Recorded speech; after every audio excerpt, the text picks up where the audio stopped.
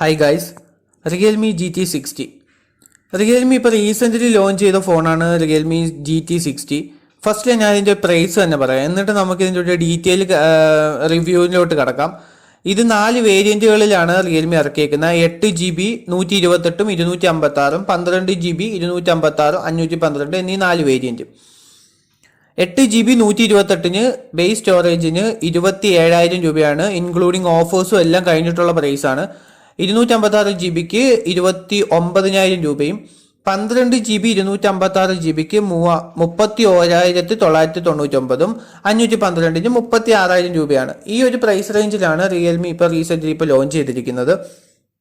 നമ്മുടെ വീഡിയോ എന്ന് പറയുന്നത് ഈ പ്രൈസ് റേഞ്ചിൽ ഈ ഫോൺ എടുത്താൽ വെർത്താണോ, ഇതൊരു വാല്യൂ ഫോർ മണി ഫോണാണോ, ആർക്കാണ് ഈ ഫോൺ ആവശ്യം? ഈ ഗെയിമേഴ്സിനാണോ, അല്ലെങ്കിൽ ക്യാമറ യൂസ് ചെയ്യുന്ന ആൾക്കാർക്കാണോ, അതൊരു ഓൾറൗണ്ടർ പാക്കേജ് ഉള്ളവർക്കാണോ? ഇതൊക്കെയാണ് നമ്മുടെ വീഡിയോ. അപ്പോൾ കൂടുതൽ ഞാൻ ടൈം വേസ്റ്റ് ചെയ്യുന്നില്ല, നമുക്ക് നേരെ വീഡിയോയിലോട്ട് കിടക്കാം. വീഡിയോയിലോട്ട് പോകുന്നതിന് മുമ്പ് ഈ ചാനൽ ഒന്ന് സബ്സ്ക്രൈബ് ചെയ്തൊന്ന് സപ്പോർട്ട് ചെയ്യണം ഗൈസ്. ലെറ്റ്സ് ഗോ ഗൈസ്, നമുക്ക് വീഡിയോയിലോട്ട് കിടക്കാം.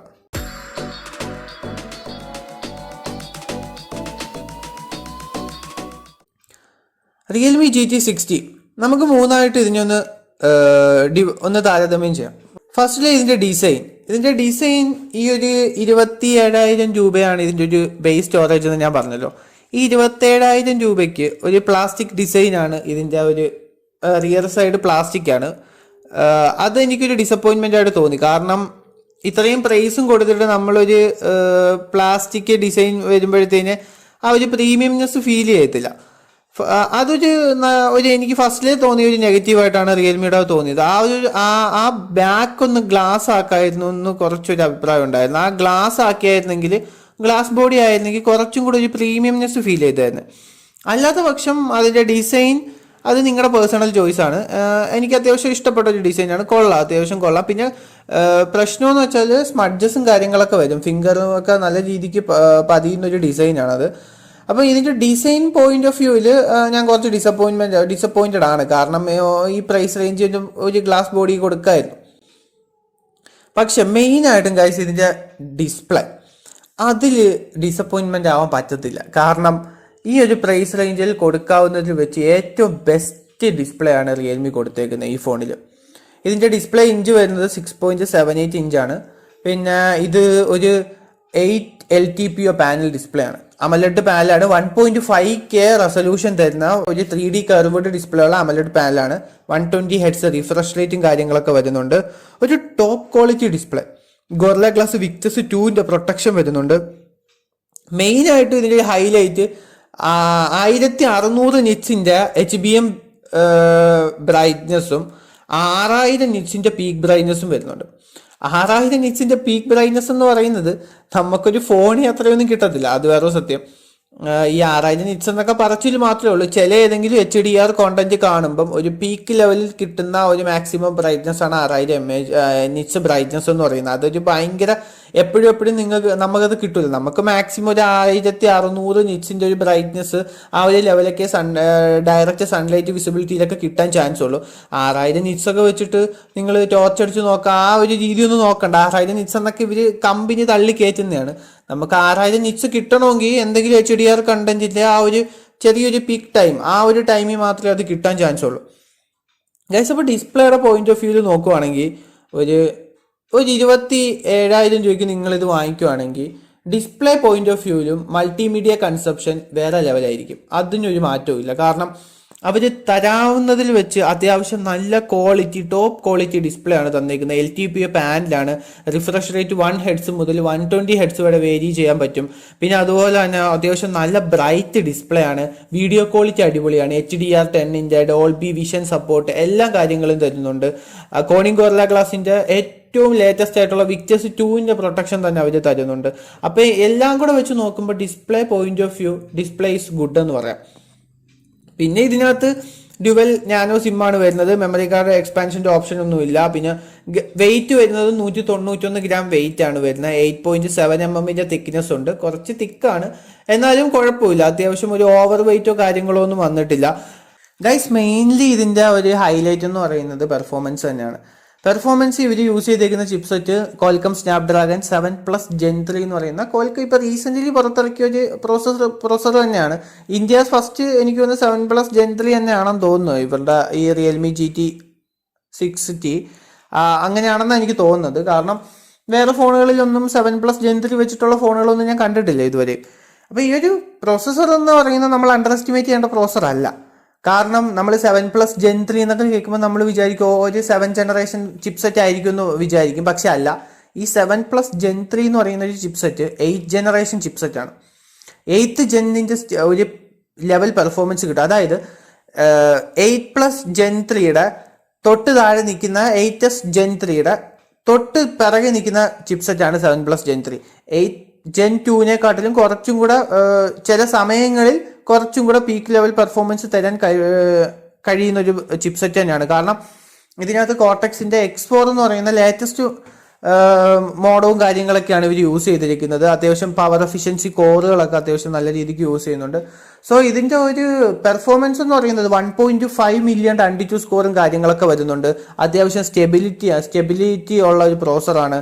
നമുക്ക് അങ്ങനെ തള്ളിക്കളയാൻ പറ്റുന്ന ഒരു പ്രോസർ അല്ല. അത്യാവശ്യം നല്ല പവർഫുൾ പ്രോസർ തന്നെയാണ്. പിന്നെ എനിക്കൊരു നെഗറ്റീവായിട്ട് തോന്നിയെന്ന് വെച്ചാൽ നമുക്ക് PUBG പോലുള്ള ഗെയിമുകൾ, ഇപ്പോൾ PUBG, Genshin Impact, Call of Duty അങ്ങനെ വരുന്നത് PUBG സത്യം പറഞ്ഞാൽ ഇത് സപ്പോർട്ടഡ് ആണ്. ഒരു 90 FPS സപ്പോർട്ടൊക്കെ സൂപ്പറായിട്ട് ചെയ്യാൻ പറ്റുന്ന ഒരു പ്രോസറാണ് ഇത്. പക്ഷേ PUBG അവർ 90 FPS സപ്പോർട്ട് കൊടുത്തിട്ടില്ല. സ്മൂത്ത് എക്സ്ട്രീം 60 FPS വരെയുള്ള സപ്പോർട്ടാണ് PUBGയിൽ ഇവർ കൊടുത്തിട്ടുള്ളത്. ഇതൊരു GT സീരീസ് എന്നൊക്കെ പറഞ്ഞ് ഇവരൊരു ഗെയിമിങ് ആ ഒരു രീതിയിലൊക്കെ പോവുകയാണെങ്കിൽ ഒരു ഡിസപ്പോയിൻമെന്റ് വരും. ഇതെടുക്കുന്ന ആൾക്കൊരു ഡിസപ്പോയിന്റ് വരും. കാരണം ഇതൊരു 90 FPS ഗെയിം പ്ലേ PUBGയിൽ കളിക്കാൻ പറ്റത്തില്ല.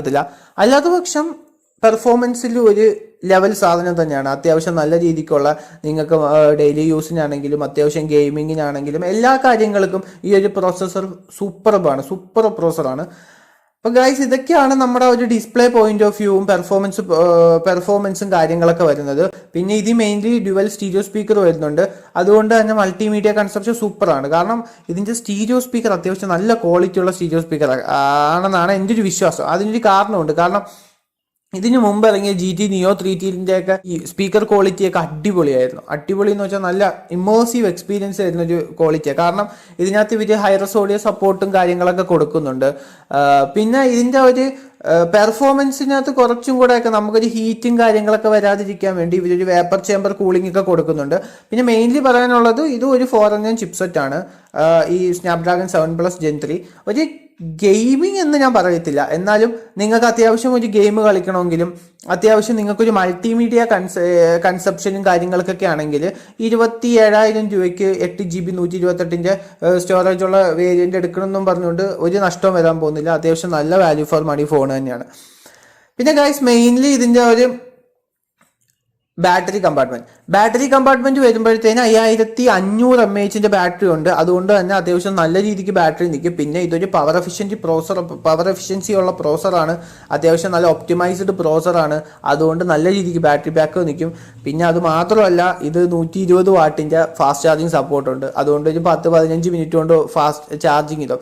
ചാർജിങ്ങിൻ്റെ രീതിയും ബാറ്ററിയുടെ രീതിയും ടോപ്പ് ലെവലാണ്, ഒന്നും പറയാനില്ല. അത്യാവശ്യം നല്ല ക്വാളിറ്റി തന്നെയാണ്.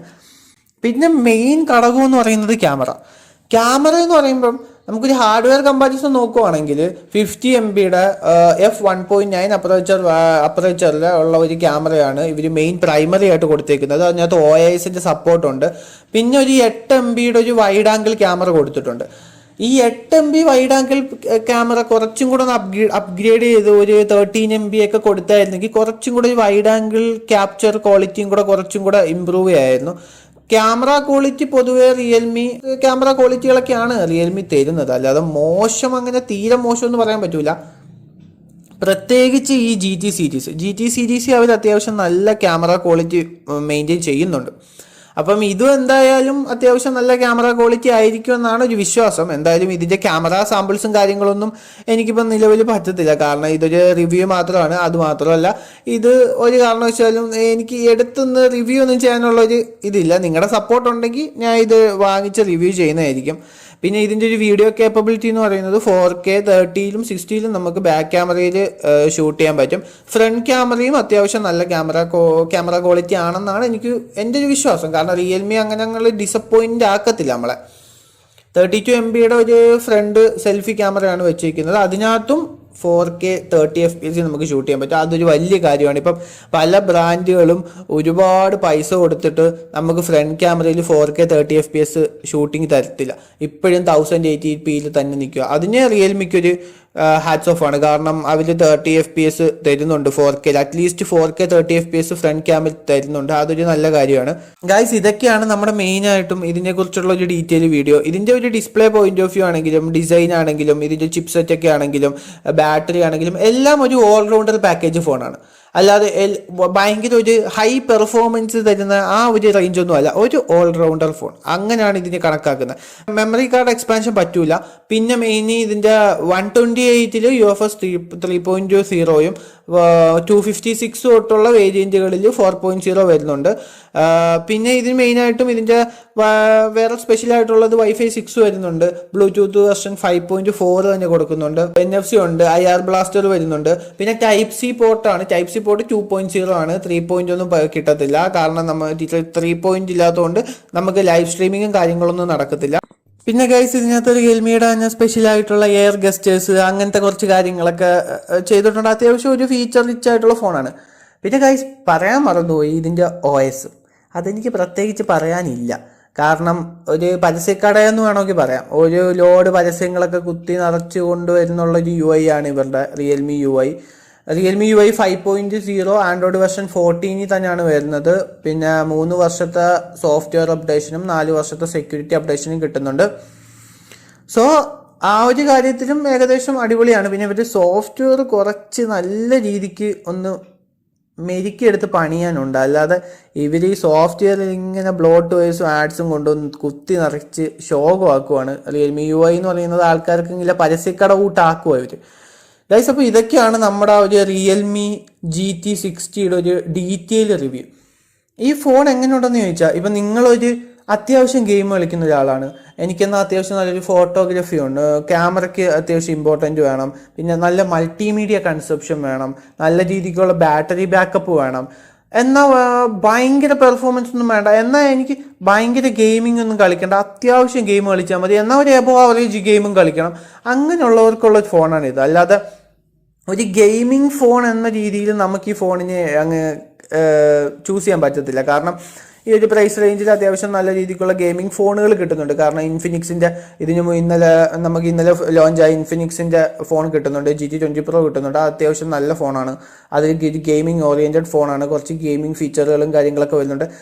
ഇതൊരു ഗെയിമിംഗ് ഫോൺ അല്ല, ഇതൊരു ഓൾറൗണ്ടർ പാക്കേജ്. ഈ ഒരു പ്രൈസ് റേഞ്ചിൽ ഒരു ഓൾറൗണ്ടർ പാക്കേജാണ്.